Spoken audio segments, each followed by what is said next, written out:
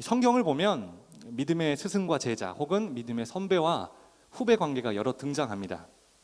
그 중에서 오늘 우리는 믿음의 선배였던 엘리야와 그리고 그 뒤를 따라 걷는 엘리사에 대한 말씀을 함께 살펴보면서 우리에게 주시고자 하는 하나님의 은혜가 무엇인지에 대해서 함께 살펴보기를 원합니다. 오늘 본문 말씀은 열왕기하 2장 말씀이지만 이제 엘리야와 엘리사가 처음 만나는 열왕기상 19장 말씀도 함께 살펴보도록 하겠습니다. 우리가 본문을 통해서 알 수 있는 첫 번째 사실은 하나님은 사람을 남기시고 사람을 키우신다는 것입니다. 엘리야가 혼자서 바알과 아세라 선지자들과 갈멜산에서 전쟁을 벌입니다. 그리고 승리를 경험하게 되는데요. 그 이후에 안타깝게 이 엘리야에게는 번아웃 증상이 찾아옵니다. 아이러니하죠? 큰 승리를 경험한 직후에 번아웃을 경험하게 됩니다. 번아웃과 함께 큰 외로움과 우울증이 같이 찾아옵니다. 그래서 로뎀나무 아래에 쓰러져 있는데 하나님께서 그런 엘리야를 회복시키시고 치유시키셔서 세 가지 사역을 다시 맡겨주십니다. 첫 번째 사역은 하사엘에게 기름을 부어서 아람의 왕이 되게 하시고, 두 번째는 예후에게 기름을 부으셔서 이스라엘의 왕이 되게 하십니다. 그리고 마지막 세 번째로 오늘 우리가 함께 살펴볼 것입니다. 엘리사에게 기름을 부어서 자신의 뒤를 이어서 선지자가 되게 하는 사역을 감당케 하십니다. 하나님께서는 엘리야의 후계자로 엘리사를 선택하셨습니다. 그리고 엘리야는 하나님의 말씀에 순종해서 말씀대로 엘리사를 찾아가게 되고, 그리고 엘리사가 자신을 만났을 때 자신이 가지고 있는 모든 것을 전해주고 엘리사의 눈앞에서 하나님의 부르심을 받고 승천하게 됩니다. 그게 바로 오늘 본문 말씀인 열왕기하 2장에 기록된 엘리야 선지자의 마지막 모습입니다. 하나님께서 엘리야를 회오리 바람으로 하늘로 데려가시기 전에 그 직전에 있었던 일과 그가 하늘로 올라가는 모습을 우리 본문은 기록하고 있습니다. 자, 이렇게 하나님께서는 엘리야 뒤를 이어서 계속해서 사역을 감당해야 되는 엘리사를 남기시고 키우시고 훈련시키셨습니다. 여러분, 이 자리에 있는 우리도 마찬가지입니다. 우리 믿음의 선배님들께서 이 청년의 때 하나님께서 맡겨주신 사역을 잘 감당해 주셨고, 또 그 뒤를 이어서 하나님께서는 우리 믿음의 후배 청년들을 세우시고 남기시고 키우셔서 선배님들이 지켰던 예배의 자리를 지키게 하시고 선배님들이 감당하셨던 그 사역을 지금까지 계속해서 감당하게 하십니다. 부족하지만 저도 벌써 사역자로 사역을 시작한 지 올해로 만 15년이 되었습니다. 많은 교회에서 사역을 한 것은 아니지만 제가 그동안 사역했던 교회들과 사역을 되돌아보면 어떤 교회에서 사역을 했고 어떤 프로그램을 가지고 어떤 이름을 가지고 어떤 행사를 했는지 이런 것들이 남는 게 아닙니다. 지난 사역을 되돌아보면 역시 저에게 남는 것도 사람입니다. 제가 유초등부 때 가르쳤던 아이들이 이제는 대학생이 되고, 또 제가 중고등부 때 가르쳤던, 또 청년 때 가르쳤던 제자들이 이제 결혼을 하게 되고, 우리 작년 성도들과 함께 사역했던 그분들이 남아서 여전히 교회를 사랑하고 가정을 사랑하고 이 나라를 사랑하는 사역을 감당하고 있는, 결국 사역을 되돌아보면 사람만 남더라는 것입니다. 여러분, 이렇게 사역의 가장 중요한 핵심은 어떤 물질이나 프로그램 같은 것이 아닙니다. 역시 사역의 핵심은 사람입니다. 엘리야가 엘리사를 키우고 세웠던 것처럼 또 예수님의 사역의 핵심도 제자들을 키우시고 남기시고 훈련시키셨던 것처럼 하나님께서는 이처럼 사람을 남기시고 또 그 사람을 키우시고 훈련시키셔서 계속해서 사역을 감당하게 하시는 하나님이심을 우리는 기억해야 합니다. 이게 바로 오늘 본문을 통해서 우리가 알 수 있는 첫 번째 사실입니다. 하나님은 결국 사람을 남기시고 키우시고 훈련시키시는 분이라는 것입니다. 우리가 오늘 본문을 통해서 알 수 있는 두 번째 사실은 우리 하나님께서는 때론 더 좋은 것을 주시려고 우리가 구하는 것을 거절하실 때가 있다는 것입니다. 아이러니하죠? 다시 말씀드립니다. 하나님께서는 우리에게 더 좋은 것을 주시려고 때로는 거절하실 때가 있다는 것입니다. 자, 놀랍게도 엘리야가 로뎀나무 아래서 하나님께 무엇을 구하냐? 죽여달라고 구합니다. 여러분, 이게 참 놀랍지 않습니까? 직전에 갈멜산에서 큰 승리를 경험했던 엘리야였습니다. 하늘을 열어서 비도 내리고 불도 내렸던 능력의 사람이었어요. 그런데 그가 큰 승리를 경험하자마자 번아웃이 찾아오게 되고 외로움이 찾아오게 되고 우울증이 찾아오게 됩니다. 그가 그래서 하나님께 로뎀나무 아래 엎드려서 뭐라고 구하느냐? 나를 죽여달라는 거예요. 열왕기상 19장 4절 말씀을 함께 볼까요? 제가 읽겠습니다. 화면 한번 띄워주세요. 제가 읽겠습니다. 자기 자신은 광야로 들어가 하룻길쯤 가서 한 로뎀나무 아래에 앉아서 자기가 죽기를 원하여 이르되 여호와여 넉넉하오니 지금 내 생명을 거두시옵소서. 복잡하게 써져 있지만 죽여달라는 거예요. 그런데 하나님은 엘리야의 기도에 응답하셨을까요? 거절하셨을까요? 당연히 거절하셨습니다. 그리고 하나님의 뜻에 따라 더 좋은 것, 최상의 것으로 엘리야에게 축복하셨습니다. 여러분, 우리도 그렇죠. 우리 선배님들도 이미 경험하셨을 테고 우리 청년들도 아마 경험할 겁니다. 하나님께서 우리가 기도할 때 그것을 거절하실 때가 있습니다. 거절하심으로 응답하실 때가 있어요. 하나님의 거절이 곧 응답일 때가 있습니다. 문제는 그때 우리의 마음입니다. 우리는 솔직히 속상합니다. 우리가 원하는 것을 거절하셨을 때 우리는 속상해요. 왜 하나님 나에게 이것을 허락해 주지 않느냐고 하나님을 원망하기도 합니다. 여러분, 그게 우리의 솔직한 마음 아닙니까? 하나님을 이해할 수 없는 거죠. 그런데 시간이 흐른 뒤에 다시 그 시간을 되돌아보면 하나님은 우리가 기도했던 것보다 더 좋은 것, 더 최선의 것, 더 최상의 것으로 허락해 주셨음을 그제서야 발견하게 되고 깨닫게 됩니다. 여러분, 하나님의 생각은 우리의 생각과 다릅니다. 여기 아멘이 되십니까? 우리의 생각과 하나님의 생각은 같을 수 없어요. 그럼 여러분, 하나님의 생각이 맞을까요? 우리의 생각이 맞을까요? 전자일까요? 후자일까요? 전자입니다. 늘 하나님이 옳습니다. 늘 하나님이 맞습니다. 늘 하나님이 앞섭니다. 우리는 절대 하나님보다 클 수 없고 하나님보다 앞설 수 없습니다. 하나님보다 완벽할 수 없습니다. 하나님이 늘 옳으십니다.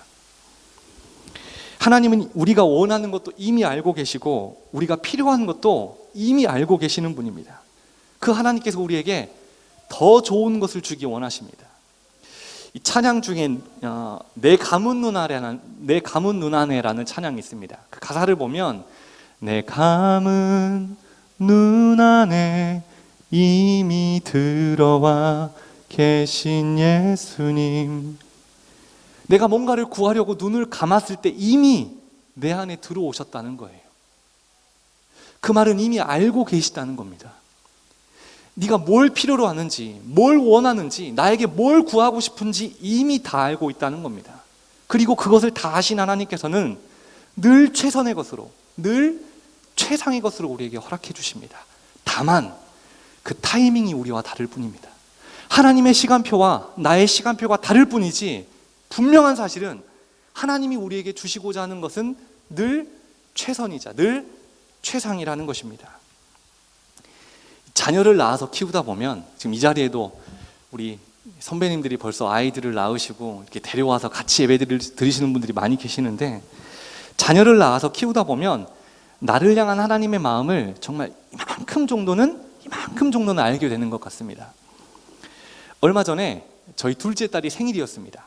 어린이날 다음 날이 생일인데요, 둘째 아이가 갖고 싶은 것이 무엇인지 아빠인 저는 이미 알고 있었습니다. 그래서 딸이 원하는 것보다, 둘째가 원하는 것보다 훨씬 더 비싸고 좋은 것을 생일이 되기 한참 전에 마트에 가서 이미 구입을 했습니다. 그리고 차 트렁크에 넣어두고 다녔습니다. 작은 딸은 아마 그랬을 거예요. 내가 아빠한테 이만큼 이 선물을 갖고 싶다고 어필했는데 왜 안 주시지? 왜 안 주시지? 왜 안 주시지? 아빠인 저의 생각은 제 딸보다 큽니다. 아직 줄 타이밍이 안 됐기 때문이에요. 분명한 건 이미 예비해 두었다는 거죠. 훨씬 더 최선의 것, 최상의 것을 이미 예비해 두었다는 겁니다. 이게 바로 자녀를 사랑하는 부모의 마음이자 저와 우리 성도님들을 사랑하는 하나님 아버지의 마음입니다. 그래서 하나님께서는 이 엘리야의 죽여달라는 기도를 거절하십니다. 그리고 그에게 더 소중하고 귀한 일을, 사명을 맡기십니다. 또한 엘리야로 하여금 엘리사를 후계자로 남기게 하셨습니다. 여러분, 엘리야가 없는 이스라엘의 역사는 상상할 수 없습니다. 그렇죠? 그런데 엘리사가 없는 이스라엘의 역사 역시 우리는 상상할 수 없습니다. 이처럼 엘리사를 통해 이루신 하나님의 놀라운 일들을 묵상하면 하나님이 엘리야의 기도를 거절하신 반전의 은혜, 그 역설의 은혜에 우리는 감격하게 되고 감동하게 됩니다. 자, 하나님께서 엘리야의 후계자로 엘리사를 선택하셨습니다. 그런데 왜 하필 엘리사였을까요? 수많은 사람들이 있었을 텐데 왜 하필 엘리야의 후계자로 엘리사를 선택하셨을까? 제가 초등부 때 이 비슷한 질문을 했더니 어떤 아이가 손을 번쩍 드는 거예요. 그리고 저한테 이렇게 대답했습니다. 한 글자 다르잖아요. 이름이 되게 비슷하잖아요. 아주 틀린 말도 아니어서 뭐라고는 못했는데 그렇지 않죠? 엘리야의 후계자로 하나님은 엘리사를 선택하셨는데 하나님께서 특별한 목적이 있고 계획이 있어서 엘리사를 선택하셨을 거예요. 엘리사의 어떤 모습을 보고 그래, 엘리야의 후계자로 내가 너를 선택하면 되겠다라고 하셨을까? 첫 번째, 하나님은 헌신을 소중히 여기고 전심으로 헌신하는 자를 선택하시고 사용하십니다. 다시 한번, 하나님이 선택하시고 사용하는 사람들의 공통적인 특징이 몇 가지 있는데 그중 첫 번째 특징이 무엇이냐? 헌신을 소중하게 여기고 전심으로 헌신하는 자들을 하나님은 선택하시고 그 사람들을 사용하신다는 것입니다. 엘리야가 엘리사를 찾아갔을 때 엘리사가 무엇을 하고 있었냐면 소를 끌고 밭을 갈고 있었습니다. 그 엘리사를 엘리야가 만났을 때 자기의 겉옷을 엘리사에게 던집니다. 그 장면이 열왕기상 19장 19절 하반절에 기록되어 있는데요. 엘리야가 그리로 건너가서 겉옷을 그의 위에 던졌더니, 여기서 그는 누굴까요? 엘리사입니다. 소를 끌고 밭을 갈고 있었던 엘리사에게 엘리야가 자신의 겉옷을 벗어서 던져준 겁니다. 엘리야가 엘리사에게 자신의 겉옷을 던져서 벗어줬다는 말은 너를 내 제자 삼겠다는 의미입니다. 엘리사는 엘리야의 명성을 익히 들어서 알고 있었습니다. 엘리야는 사람이 하늘의 문을 열고 비도 내리게 하고 불도 내리더라. 갈멜산에서 수백 명과의 우상 숭배자들과 싸워서 이겼다더라. 이미 엘리사는 엘리야에 대한 명성을 들어서 알고 있었습니다. 그래서 엘리야가 자신을 제자로 삼았다는 것은 곧 하나님이 자신을 사명자로 불렀다는 것도 알고 있었습니다. 그래서 엘리사는 엘리야가 자신을 부르자, 겉옷을 자신에게 던지자, 자신을 제자 삼자, 끌고 있던 소를 당장 버리고 엘리야에게 달려갑니다. 우리 그 장면 함께 볼까요? 열왕기상 19장 20절에 기록되어 있는데 우리 한 목소리로 함께 읽어보도록 하겠습니다. 시작. 그가 소를 버리고 엘리야에게로 달려가서 이르되 청하건대 나를 내 부모와 입맞추게 하소서. 그리한 후에 내가 당신을 따르리이다. 엘리야가 이르되 돌아가라. 내가 내게 어떻게 행하였는가 하니라. 아멘. 우리는 엘리사의 이 모습 속에서 예수님의 부르심에 그물을 던져두고 버려두고 예수님을 따라갔던 제자들의 모습을 떠올릴 수 있습니다. 이어지는 열왕기상 19장 21절을 보면 엘리사는 집으로 돌아와서 부모님께 작별 인사를 합니다. 그리고 그가 몰던 한 겨릿소, 여기서 한 겨릿소는 한 쌍의 소, 즉 소 두 마리를 의미합니다. 그 소 두 마리를 가져다가 잡습니다. 또 그가 사용했던 소의 기구를 다 불살라서 그 고기를 삶고 백성에게 나누어 준 뒤 엘리야를 따라갑니다. 우리 그 장면도 볼까요? 열왕기상 19장 21절 말씀 제가 읽겠습니다. 엘리사가 그를 떠나 돌아가서 한 겨릿소를 가져다가 잡고 그 소의 기구를 불살라 그 고기를 삶아 백성에게 주어 먹게 하고 일어나 엘리야를 따르며 수종 들었더라. 엘리야가 자신이 끌고 있던 소를 잡고 그 소가 썼던 기구들을 다 불살랐다는 게 뭘 의미하냐면 이제 더 이상 과거로 돌아가지 않겠다는 겁니다. 하나님이 나에게 맡겨주신 그 사명에 온전히 전심으로 100% 헌신하겠다는 겁니다. 하나님 내게 주신 그 사명을 위해서 내가 그 헌신을 그 어떤 것보다 귀하게 여기겠다고 고백한 것입니다. 소를 잡고 그 기구를 불태우는 행위를 통해서 자신의 헌신을 보인 것입니다. 여러분, 그렇습니다. 하나님은 엘리사처럼 또 예수님의 제자들처럼 소의 기구를 불태우고 그물을 버려두기를 결단하는 자. 하나님이 부르셨을 때 그 부르심에 망설임 없이 자신의 인생을 던질 수 있는, 즉 헌신을 귀히 여기고 헌신을 온전하게 하는 자를 선택하시고 하나님은 사용하십니다. 하나님께서 선택하시고 사용하시는 사람들의 두 번째 특징이 있는데, 그건 바로 섬기는 것을 귀히 여기고 그 섬김을 소중히 여긴다는 것입니다. 우리가 앞서 살펴봤던 열왕기상 19장 21절 말씀을 보면 엘리사는 엘리야의 부름에 응답하고 그를 따라가서 엘리야의 수종을 듭니다. 제자가 되었다는 거예요. 여러분, 하나님께서 우리를 부르실 때는 목적이 있습니다. 하나님께서 우리 믿음의 선배님들을 불러주시고 또 우리 청년들을 불러주신 이유가 있어요. 그 목적이 있는데 그게 뭐냐 하면 섬김입니다. 하나님은 우리를 섬기라고 불러주셨습니다. 우리는 세상이 추구하는 것처럼 뭔가 좀 더 높은 자리, 남들보다 좀 더 높은 자리에 가서 뭔가를 누리기 위해서 부름받은 사람이 아니라 예수님께서 우리에게 그러하셨던 것처럼 우리 역시 세상을 섬기라고 하나님이 우리를 불러주셨습니다. 그래서 우리에게 사역과 사명을 맡겨주신 것입니다. 우리는 모두 엘리야 같은 믿음의 선배가 되기를 원합니다. 하지만 엘리야처럼 하나님이 쓰시는 리더가 되기 위해서는 먼저 섬기는 자의 삶을 살아야 합니다. 이 성경에 등장하는 타고난 리더들, 소위 말해서 믿음의 선배들을 보면 한때 다 이인자로서 섬김의 삶을 살았던 사람들입니다. 여호수아도 모세의 이인자로 무려 40년 동안을 살았습니다. 여호수아는 모세를 약 40년 동안 잘 섬겼습니다. 여러분, 누가 잘 섬길까요? 어떤 사람이 잘 섬길까요? 섬김의 DNA를 가지고 태어나는 사람들이 누군가를 잘 섬길까요? 그렇지 않습니다. 잘 섬기는 사람들은 겸손한 사람들입니다. 교만하지 않은 자들이 잘 섬깁니다. 겸손한 자들이 잘 섬깁니다. 스스로 잘났다고 생각하는 사람들은 잠깐 섬기는 척은 할 수 있겠지만 온전히 계속해서 섬기지는 못합니다. 엘리사는 엘리야를 잘 섬겼습니다. 어느 정도로 잘 섬겼냐면 엘리야의 내면까지 깊이 살폈습니다. 우리가 알고 있는 것처럼 엘리야는 번아웃 그리고 우울증, 외로움을 크게 탔는데요, 엘리사는 잘 보살폈습니다. 오늘 본문 말씀인 열왕기하 2장을 보면 엘리사는 엘리야와의 이별을 이미 감지했던 것 같습니다. 곧 나의 스승이 나를 곧 떠나겠구나, 이걸 엘리사는 이미 감지했던 것 같아요.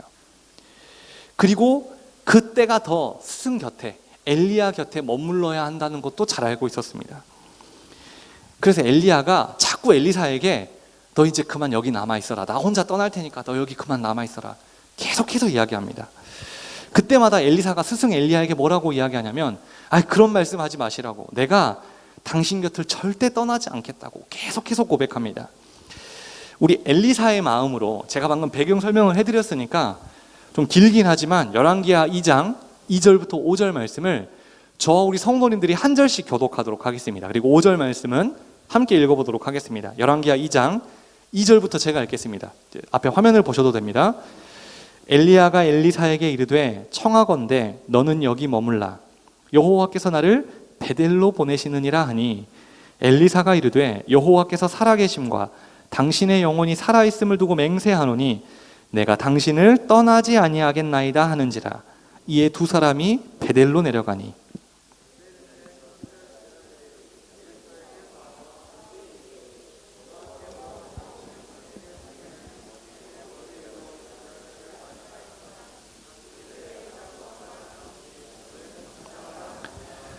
엘리야가 그에게 이르되 엘리사야 청하건대 너는 여기 머물라, 여호와께서 나를 여리고로 보내시느니라.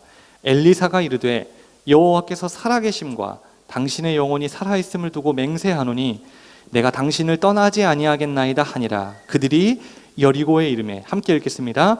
여리고에 있는 선지자의 제자들이 엘리사에게 나와 이르되 여호와께서 오늘 당신의 선생을 당신의 머리 위로 데려가실 줄을 아시나이까 하니, 엘리사가 이르되 나도 아노니 너희는 잠잠하라. 아멘. 자, 엘리야가 엘리사와 함께 길갈을 떠납니다. 그리고 베델에 도착하고 또 베델을 떠나서 여리고로 왔습니다. 엘리야가 이제 여리고로 가는 여리고에서 마지막으로 가는 장소가 바로 요단인데요. 여기서도 엘리야는 엘리사에게 너는 여기 머물라, 즉 여리고에 남아 있으라고 이야기합니다. 하지만 엘리사는 끝까지 스승의 곁을 떠나지 않고 스승 곁을 지키면서 엘리야를 잘 섬깁니다. 그리고 나서 엘리사는 놀라운 기적을 경험하게 됩니다. 열왕기하 2장 8절 말씀입니다. 우리 화면을 보고 함께 읽도록 하겠습니다. 함께 읽겠습니다. 엘리야가 겉옷을 가지고 말아 물을 치매 물이 이리저리로 갈라지고 두 사람이 마른 땅 위로 건너더라. 아멘. 끝까지 스승을 떠나지 않고 그 번아웃과 외로움과 우울증을 겪었던 그 엘리야, 스승 엘리야를 엘리사는 끝까지 잘 섬깁니다. 끝까지 따라다닙니다. 그러자 엘리사가 큰 기적을 경험합니다. 어떤 기적이냐면 요단에 도착해서 엘리야가 겉옷을 말아서 요단강 물을 쳤더니 어떤 일이 일어나냐? 요단강 물이 갈라지게 되는 거예요. 그리고 엘리야와 엘리사는 갈라진 그 마른 땅, 그 요단을 건너는 기적을 경험하게 됩니다. 이 자리에 있는 우리 후배 청년들 잘 들으세요. 엘리사는 성실하게 끝까지 온전하게 믿음의 선배이자 스승인 엘리야를 잘 섬겼습니다. 그러자 놀라운 기적을 엘리사가 경험하게 되었습니다. 성경에 일어난 기적을 여러분들이 경험하고 싶다면, 여러분들의 삶 가운데에서도 체험하고 싶다면 성경 그대로 행하십시오. 내 믿음의 선배들, 우리가 지금 걷고 있는 이 길을 먼저 가신 분들, 꼭 이 자리에 없는 분들이어도 괜찮습니다. 그분들을 위해서 계속해서 기도해 주세요. 계속해서 사랑하는 마음과 그들을 존경하는 마음과 감사하는 마음으로 끝까지 섬기십시오. 그때 하나님은 그런 자들을 선택하시고 사용하시며 그런 자들에게 요단강이 갈라지는 삶의 기적을 경험케 하시는 분입니다. 여러분, 만약 엘리사가 길갈에서, 베델에서, 여리고에서, 요단에서 멈췄다면 엘리사는 요단강이 갈라지는 기적을 경험하지 못했을 것입니다. 적당히 섬기다가 섬기는 척만 하다가 거기서 멈췄다면 엘리사는 이 기적을 경험할 수 없었을 것입니다. 이런 이유로 우리는 믿음의 선배님들을 존경하고 감사해야 하며 잘 섬겨야 합니다. 잘 섬기는 자를 하나님은 선택하시며 사용하시고 삶 속에서 기적을 경험케 하십니다. 자, 이제 요단을 건넌 후에 엘리야는 엘리사에게 아주 중요한 질문을 합니다. 하나님께서 나를 곧 데려가실 텐데 구하고 싶은 게 있다면 구하라는 것입니다. 이 장면 그려지시나요? 엘리야가 자신의 삶의 마지막이 이제 왔다는 것을 알고 있었습니다. 그래서 자신을 끝까지 섬겼던 엘리사, 자신의 후계자인 엘리사에게 이렇게 묻는 거예요. 엘리사야, 내가 이제 곧 하나님이 나를 부르실 텐데 너 나에게 하고 싶은 것, 혹 구하고 싶은 게 있니? 이렇게 묻는 겁니다. 열왕기하 2장 9절 상반절에 보세요. 건너매 엘리야가 엘리사에게 이르되 나를 내게서 데려감을 당하기 전에 내가 내게 어떻게 할지를 구하라. 원하는 게 있으면 구하라는 거예요. 그러자 엘리사가 이렇게 대답을 합니다. 자, 9절 하반절인데 화면을 보고 우리 선배님들 말고 우리 후배 청년들, 우리 청년들이 9절 하반절이에요. 네, 9절 하반절. 엘리사가 되어서 함께 고백해 봅시다. 내가 엘리사다 생각을 하고 하나님께 구하는 거예요. 자, 믿음으로 고백합니다. 시작. 엘리사가 이르되 당신의 성령이 하시는 역사가 갑절이나 내게 있게 하소서 하는지라. 아멘. 한 번 더 합시다. 한 번 더 고백합니다. 시작. 엘리사가 이르되 당신의 성령이 하시는 역사가 갑절이나 내게 있게 하소서 하는지라. 아멘. 지금 엘리사가 엘리야에게 뭘 구하고 있는지를 아시겠습니까? 엘리야, 내 스승님이 소유했던 영성의 갑절의 영성을 나에게 허락해달라는 거예요. 갑절의 성령 충만함을 나에게 허락해달라는 거예요. 갑절의 능력을 나에게 허락해달라는 겁니다. 엘리사의 이 이야기를 들은 엘리야의 반응이 놀랍습니다. 네가 어려운 일을 구하는구나. 엘리야가 이렇게 대답을 해요. 네가 좀 어려운 일을 구하는구나. 엘리야는 엘리사에게 이렇게 대답하면서 그 뒤에 또 이렇게 이야기합니다. 만약 하나님께서 나를 데려가시는 것을 네가 끝까지 본다면 네가 구하는 그것 하나님이 허락해 주실 거야. 하나님의 부르심을 받은 나를 끝까지 네가 본다면 네가 지금 구하고 있는 갑절의 영성, 2배의 성령 충만 하나님이 허락하실 거야. 자, 우리 10절 함께 화면을 보고 읽도록 하겠습니다. 함께 읽겠습니다. 이르되 내가 어려운 일을 구하는도다. 그러나 나를 내게서 데려가시는 것을 내가 보면 그 일이 내게 이루어지려니와 그렇지 아니하면 이루어지지 아니하리라 하고. 여러분, 무엇을 구하느냐가 인생을 결정합니다. 내가 이것을 구하면 내 인생은 이렇게 결정이 되는 거예요. 내가 이것을 구하면 내 인생은 이렇게 결정이 되는 겁니다. 내가 무엇을 구하느냐, 이게 저와 우리 성도님들의 인생을 결정합니다. 엘리사는 지금 가장 귀한 것, 가장 소중한 것, 그것을 구했습니다. 그게 바로 성령 충만함이었습니다. 여러분, 엘리사는 스승 엘리야 곁에서 스승 엘리야를 모시고 섬기면서 엘리야 사역의 비밀을 알고 있었던 것 같습니다. 옆에서 이렇게 스승님의 사역을 보니까 스승님의 비밀 병기, 스승님의 히든카드, 저거구나, 이걸 엘리사가 알고 있었어요. 그 비밀이 바로 성령 충만이었던 것입니다. 내 스승님이 엘리야에게 능력이 있어서 하늘문을 연 게 아니구나, 성령 충만함으로 하늘문이 열린 거구나, 그래서 거기서 비도 내리고 불도 내린 거구나, 성령 충만함이 우상 숭배자들과의 전쟁에서 이기게 한 거구나, 승리케 한 거구나, 성령 충만함이 중요하다는 것을 알고 있었습니다. 엘리야는 자기를 아버지처럼 섬긴 영적 아들이자 믿음의 후배인 엘리사가 그가 구한 것을 허락해 주겠다고 약속하면서 내가 승천하는 것을 봐야 한다고 강조합니다. 여러분, 엘리야가 왜 마지막까지 엘리사에게 이것을 강조했을까요? 하나님이 나를 부르시는 것, 내가 승천하는 것, 이 땅에서의 사역을 마치고 승천하는 것을 네가 끝까지 봐야 돼. 그래야 네가 구한 것 하나님이 주실 거야. 왜 이렇게까지 강조했을까요? 엘리야도 알고 있었습니다. 끝까지 섬기는 자를 하나님이 선택하시고 그에게 갑절의 영성을 허락해 주신다는 것을. 적당히 하는 척, 하다가 말고, 하다가 멈추고, 이게 아니라 끝까지 섬겨야 한다는 거죠.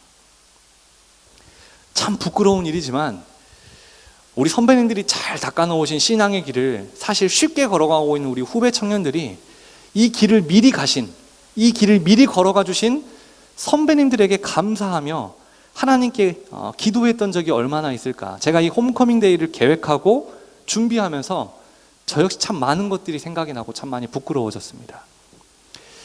앞으로는 그런 일은 없을 것입니다. 엘리사처럼 끝까지 선배님들이 이 땅에서의 사역과 삶과 믿음의 삶을 살 수 있도록 저희들이 생각날 때마다 기도하겠습니다. 그래서 선배님들에게 허락하신 그 영성을 우리 후배들이 2배, 3배로 경험하고 우리 선배님들보다 더 귀하고 큰 사역을 감당하는 청년들이 되겠습니다. 우리 선배님들께도 부탁드립니다. 잊지 마시고 기도해 주십시오. 크리스천 청년으로 산다는 것이 선배님들 때에도 어려운 일이었지만 지금은 더 어려워질 때가 되었습니다. 더 혼란스러워진 때가 되었습니다. 예수님을 믿는 것이 이렇게 지탄받을 일인가, 이런 생각이 들 정도로 쉽지 않은 때입니다. 그리고 이미 경험해 보셨던 것처럼 우리 청년들 참 많은 고민이 있습니다. 참 많은 고민을 해야 하고 참 많은 선택을 해야 하고 그 책임도 온전히 져야 합니다. 그래서 선배님들의 지혜와 기도가 필요합니다. 우리 후배 청년들에게도 부탁드립니다. 여러분들이 지금 이 자리에서 크리스천 청년으로 이렇게 주일날 청년부 예배를 드릴 수 있는 이유는 믿음의 선배님들이 그 자리를 끝까지 지켜주셨기 때문입니다. 엘리사가 엘리야를 끝까지 섬겼던 것처럼 후배된 우리도 우리 믿음의 선배님들을 끝까지 잘 섬김으로 선배님들이 누렸던 그 기적을 우리도 경험하고 성령 충만함으로 맡겨주신 청년의 때를 믿음으로 살아가는 우리 청년들 되기를 주님의 이름으로 축원합니다. 우리가 본문을 통해서 알 수 있는 마지막 3번째 사실은 훌륭한 스승은 떠나는 순간이 가장 아름답다는 것입니다. 이 말을 오해하시면 안 됩니다. 이제 가라는 거구나, 그거 아닙니다. 여러분, 엘리야의 삶은 우리가 봤을 때 참 아름다운 삶이라고 할 수 있습니다. 그가 살아있는 동안에도 참 찬란했고 참 아름다웠습니다. 하지만 엘리야가 이제 떠날 때, 그때 저는 엘리야의 삶 중에 엘리야가 가장 찬란하고 가장 아름답게 빛이 났다라고 생각합니다. 왜냐하면 오늘 말씀 서두에서도 말씀드렸던 것처럼 엘리야는 엘리사라는 자신의 후계자를 남겼기 때문입니다. 그 사랑하는 제자에게 마지막 겉옷까지 다 주고 떠났기 때문에 엘리야의 모습이, 삶이 아름다울 수 있는 것입니다. 제가 참 좋아하는 말이 있습니다. 청출어람. 스승보다 더 나은 제자가 되어야 한다. 저를 청년 때 지도해 주셨던 목사님이 가끔 저를 안고 꼭 그렇게 이야기해 주셨어요. 그때도 그랬지만 지금도 마찬가지지만 저에게는 큰 산과 같은 분이신데, 그분이 항상 저에게 해주셨던 말씀입니다. 상유이, 너는 나보다 더 큰 사역자가 되라. 나보다 더 크게 쓰임받는 하나님의 사람이 되어야 한다. 이 축복을 저한테 참 많이 해주셨습니다. 그때는 단순히 그 축복이 감사했어요. 그런데 지금 이렇게 시간이 지나고 나서 되돌아보면 저에게는 참 엘리야 같은 분입니다. 참 멋있잖아요. 나보다 더 큰 믿음의 사람이 되라. 나보다 더 큰 사역을 감당해라. 저는 이 축복을 주고받을 수 있는 우리 믿음의 선후배가 될 수 있기를 주님의 이름으로 축원합니다. 우리 선배님들은 우리 후배 청년들 오며 가며 볼 때 눈으로, 마음으로 우리가 누렸던 하나님의 은혜보다 더 깊이 있게 누리고 우리가 감당했던 하나님의 사역보다 더 크고 더 아름답게 감당할 수 있도록 우리 청년들을 마음껏 축복해 주십시오. 우리 선배님들이 그렇게 축복해 주시면 우리 후배 청년들도 그렇게 사역할 수 있습니다. 그렇게 교회를 사랑하고 가정을 사랑하며 세상을 살아갈 수 있습니다. 우리는 엘리야의 모습을 통해서 예수님을 보게 됩니다. 예수님은 이 땅에 사시는 동안 제자들을 키우셨습니다. 그리고 그 제자들을 남기셨습니다. 제자들을 친히 선택하셨고 그들을 키우셨고 세상에 남기셨고 예수님의 사역을 계속해서 감당할 수 있도록 하셨습니다. 그리고 예수님은 제자들이 자신보다 더 큰 일을 할 수 있다고 축복하셨습니다. 요한복음 14장 12절 말씀, 예수님의 말씀인데요. 내가 진실로 진실로 너희에게 이르노니 나를 믿는 자는 내가 하는 일도 그도 할 것이요 또한 그보다 큰 일도 하리니 이는 내가 아버지께로 감이라. 저는 처음에 이 말씀을 접하고 믿어지지가 않았습니다. 에이, 설마요. 우리가 아무리 큰 일을 감당해도 예수님만큼 할 수 있을까요? 그런데 예수님은 나같이 할 수 있다 정도가 아니라 나보다 더 큰 일을 할 수 있다고 제자들에게 축복하십니다. 여러분, 이 말씀을 아멘으로 받는 자들이 정말 그렇게 사역할 수 있습니다. 예수님이 그렇게 말씀하셨습니다. 여러분, 엘리야는 사람을 남겼습니다. 엘리사도 후에 선지 학교를 세워서 사람을 세우고 자신의 사역을 계속 이어갈 수 있도록 사람을 남겼습니다. 사람을 사랑하고 사람을 위해 십자가 위에서 죽으신 예수님도 제자들, 즉 사람을 남기셨습니다. 우리도 그렇습니다. 우리도 예수님처럼 사람을 사랑하고 사람을 남겨야 합니다. 우리가 하는 모든 일이 그렇습니다. 사람을 구원하고 사람을 키워서 세우는 일이 되어야 합니다. 우리 청년들이 이 홈커밍 데이를 계획하고 선배님들을 초청한 이유도 역시 그것입니다. 이 오랜 교회 역사와 함께한 서영교회 청년부의 역사가 결국은 사람이기 때문입니다. 계속해서 사람만 남을 것입니다. 그리고 엘리야는 엘리사는 자신의 뒤를 이어 계속해서 사역을 감당할 후배들을 계속해서 양성할 것입니다. 그게 하나님이 우리를 향한 하나님의 뜻이자 또 우리가 오늘 본문을 통해서 알 수 있는 사실입니다. 오늘 말씀을 정리하겠습니다. 오늘 우리는 이 엘리야와 엘리사, 이 두 사람의 모습을 통해서 우리가 배워야 할 좋은 믿음의 선후배 모델에 대해서 함께 살펴봤습니다. 세 가지를 살펴봤습니다. 첫 번째는 하나님은 사람을 키우시고 남기시는 분이라는 것입니다. 예수님의 사역도 그랬고 엘리야의 사역도 그랬습니다. 다 사람을 세우고 사람을 남기는 사역이었습니다. 하나님은 이처럼 사람을 통해서 일하시는 분입니다. 두 번째로 우리가 함께 살펴봤던 것은 하나님은 더 좋은 것을 우리에게 주시기 위해 때로는 우리가 구하는 것을 거절하실 때가 있다고 말씀드렸습니다. 내 생각엔 이게 더 좋을 것 같은데 하나님이 거절하실 때가 있습니다. 침묵하실 때가 있습니다. 응답을 주셨는데 그걸 노라고 주실 때가 있습니다. 그때 우린 속상하죠. 하나님이 이해가 안 된다고 원망하기도 합니다. 하지만 나보다 크신 하나님은 늘 내가 구하는 것보다 더 최선의 것과 더 최상의 것을 우리에게 주시는 분입니다. 엘리야는 자기가 생각했을 때 이보다 더 큰 사역을 감당할 수 없을 것 같으니까, 내가 해야 할 일을 다 한 것 같으니까 죽여달라고 했어요. 그런데 하나님의 뜻은 거기 없었습니다. 엘리야를 회복시키시고 다시 귀한 사명을 불어넣어 주셨어요. 그 사명이 바로 제자 엘리사를 세우고 남기는 사역이었습니다. 우리가 세 번째로 살펴봤던 것은 훌륭한 믿음의 스승은 떠나는 순간이 가장 찬란하고 아름답다는 것을 살펴봤습니다. 엘리야의 삶이 아름다운 이유는 그가 엘리사를 남겼기 때문입니다. 삶의 마지막 순간에 딱 한 가지를 남겼는데 그게 바로 엘리사였습니다. 엘리사를 남기고 떠나는 엘리야의 모습이 성경에 나온 엘리야의 모습 중에 가장 위대해 보입니다. 왜냐하면 그 사역이 곧 예수님의 사역이셨기 때문입니다.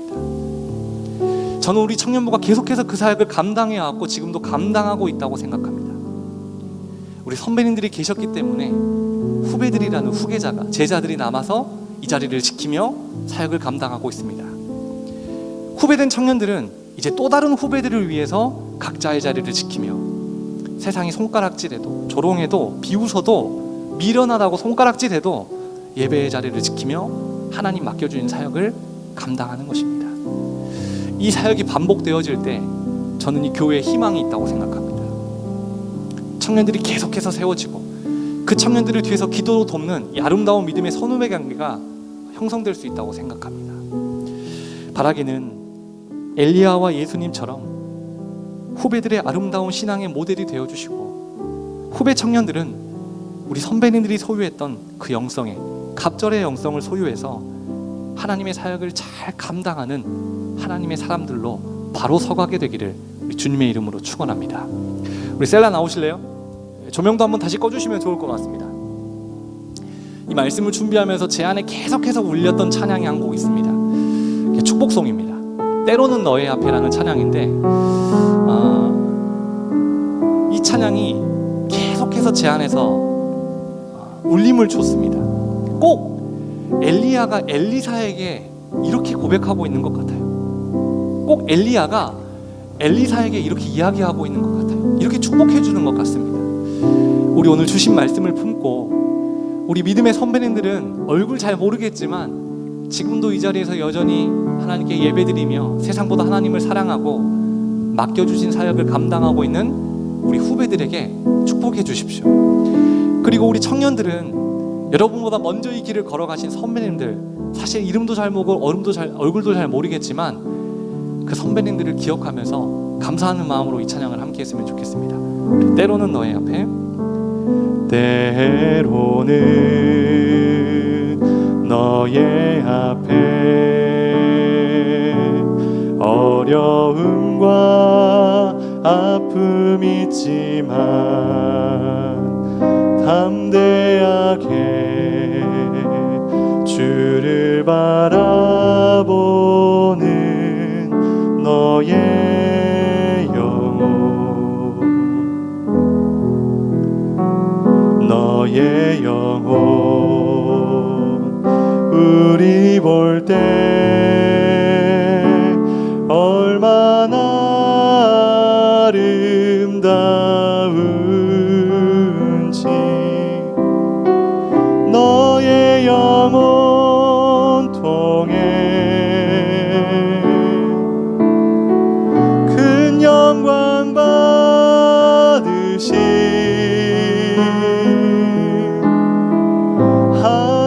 하나님을 찬양. 오 할렐루야. 우리 다 같이 함께 찬양할까요? 너는 택한 족속이요, 너는 택한 족속이요, 왕 같은 제사장이며, 왕 같은 제사장이며,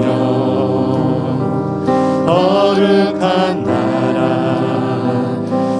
하나님의 소유된 내 너의 영혼 주님 볼 때 너의 영혼 주님 볼 때 얼마나 사랑스러운지 너의 영혼 통해 큰 영광 받으시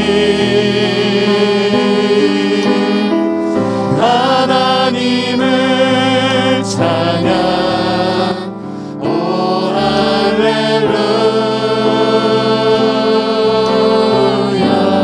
할렐루야. 이 시간 조금 민망하지만 저희가 오늘 선배님들을 모시면서 자리에 다 표시를 해드렸어요. 믿음의 선배님들 감사합니다라고 앞자리에 표시를 해드렸는데 그게 아마 제가 알기로 앞에서 6번째 줄부터 11번째 줄인가 막 그럴 겁니다. 중간 라인에 우리 앞뒤에 있는 후배들은 우리 가운데 계신 우리 우리 선배님들을 향해서 이렇게 축복했으면 좋겠습니다. 다시 한번 이 찬양할 때 선배님들께 감사하는 마음 담아, 존경하는 마음 담아 찬양하고 우리 선배님들은 우리 후배님들을 위로하는 마음으로 함께 이 찬양을 다시 한번 고백했으면 좋겠습니다. 우리 때로는 너의 앞에 다시 한번 고백합니다.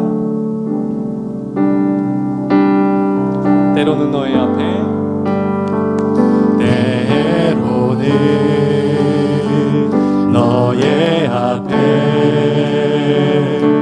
어려움과 아픔 있지만 담대하게 주를 바라보는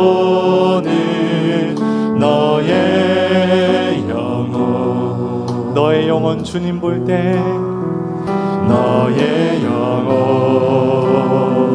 주님 볼 때 얼마나 아름다운지 너의 영혼 통해 너의 영혼 통해 큰 영광 받으시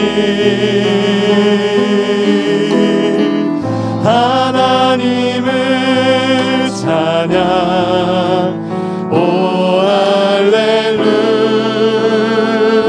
할렐루야 너는 택한 우리 마음껏 축복하면서 함께 찬양합니다. 왕같은 제사장이며 왕같은 제사장이며 거룩한 나라 하나님의 소유된 배 너의 영혼 우리 볼 때 얼마나 사랑스러운지 너의 영혼 우리 볼 때 얼마나 사랑스러운지 너의 영혼 통해 나의 영혼 통해 큰 영광 받으시